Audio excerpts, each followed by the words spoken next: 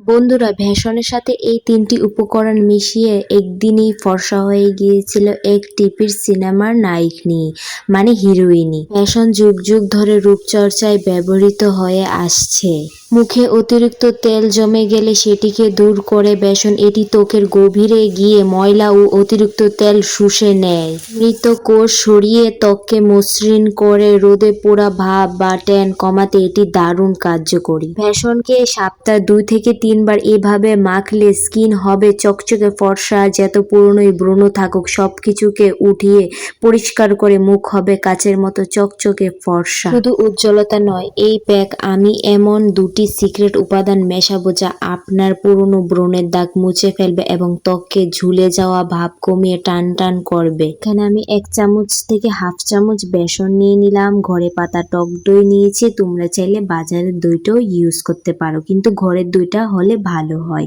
তো এখানে আমি টক দই নিয়েছি, টক দইটা নেওয়ারই চেষ্টা করো। তারপর নিয়ে নিলাম কোকোনাট অয়েল, যেটা নারকেল তেল। নারকেল তেলের তুলনায় কোনো তেলই হয় না, নারকেল তেল সবচেয়ে বেস্ট আমার মনে হয়।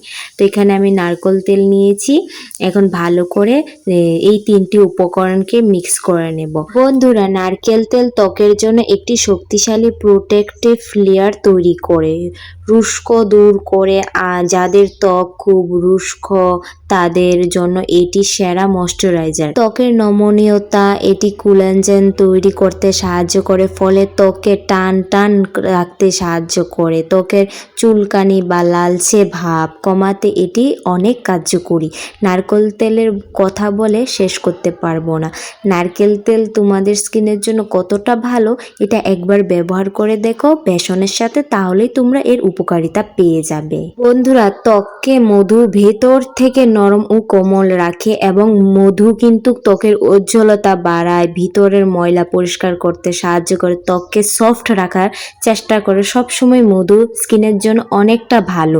তোমরা চাইলে খালি মধু স্কিনে অ্যাপ্লাই করে ধুয়ে নিতে পারো, স্কিনটা অনেকটা সফট ও মোলায়েম লাগবে ও উজ্জ্বলও বাড়ে স্কিনে। বন্ধুরা, টক দইয়ের উপকারিতা বলে শেষ করতে পারবো না, কিন্তু এতটুকুই বলবো টক দইটা আমাদের স্কিনের ব্রণকে রিমুভ করতে অনেকটা সাহায্য করে। টক দই ব্যবহার করলে স্কিনের উজ্জ্বলতা বাড়ে, ব্রাইটনেস বাড়ে, স্কিনের ব্রণ যত পুরনোই ব্রণ থাকুক রিমুভ করতে অনেকটা সাহায্য করে। তো দেখো আমি এখানে হাতে ভালো করে মেখে নিচ্ছি। তোমরা এটা ভালো করে ফেস ওয়াশ দিয়ে মুখটা ধুয়ে জল দিয়ে তারপরে স্কিনে অ্যাপ্লাই করবে, ফেসে অ্যাপ্লাই করবে। করে 35 মিনিট বা 25 মিনিট তোমরা রেখে দিতে পারো। তারপরে সপ্তাহে এটা 3 দিন ইউজ করার চেষ্টা করো। তো আমি এখানে ভালো করে হাতে অ্যাপ্লাই করে দেখিয়ে দিচ্ছি, তোমরা স্কিনে অ্যাপ্লাই করবে। তো চোখের নিচে যেখানে যেখানে কালো দাগ রয়েছে, ব্রণ রয়েছে, সেখানে ভালো করে অ্যাপ্লাই করবে। দেখো আমি হাতে ভালো করে অ্যাপ্লাই করছি। তো তোমরা ভালো করে স্কিনে এটা ভালো করে ঘষে ঘষে অ্যাপ্লাই করে নেবে। 15 মিনিট রাখার পরে তারপরে কিন্তু আরও 15 মিনিট ম্যাসাজ করলে আরও ভালো হয়। যে কোনো একটি ফেস প্যাক অ্যাপ্লাই করে 10 থেকে 15 মিনিট ম্যাসাজ করলে উজ্জ্বলতা আরও বাড়ে স্কিনের। তো এখানে আমি ভালো করে হাতে মেখে নিচ্ছি, তোমরা কিন্তু ভালো করে স্কিনে অ্যাপ্লাই করবে। তারপরে দিয়ে 20 মিনিট রাখার পরে 10 মিনিট কিন্তু ম্যাসাজ করবে অবশ্যই। এই ফেস প্যাকটা বন্ধুরা তোমরা দিনে বা সকালে যে কোনো টাইমে ব্যবহার করতে পারো।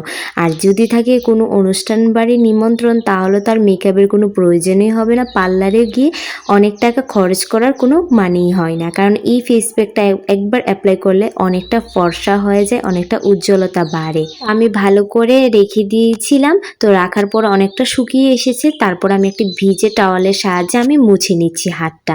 তো দেখো, তোমরাই দেখো রেজাল্টটা কত ভালো এসেছে। আগের চাইতে আমার হাতটা দ্বিগুণ ফর্সা হয়ে গিয়েছে, মানে কালচে ভাব নেই, কোনো দাগ নেই। মানে স্কিনে অ্যাপ্লাই করলে তো আরও ফর্সা আরও বাড়ে। তো দেখো আমার হাতটা আগের চাইতে অনেকটা ফর্সা কিন্তু হয়ে গেছে। বন্ধুরা, ভিডিওটা যদি ভালো লেগে থাকে আমার চ্যানেলটাকে সাবস্ক্রাইব করে আমার পাশে থেকো। এতটুকুই।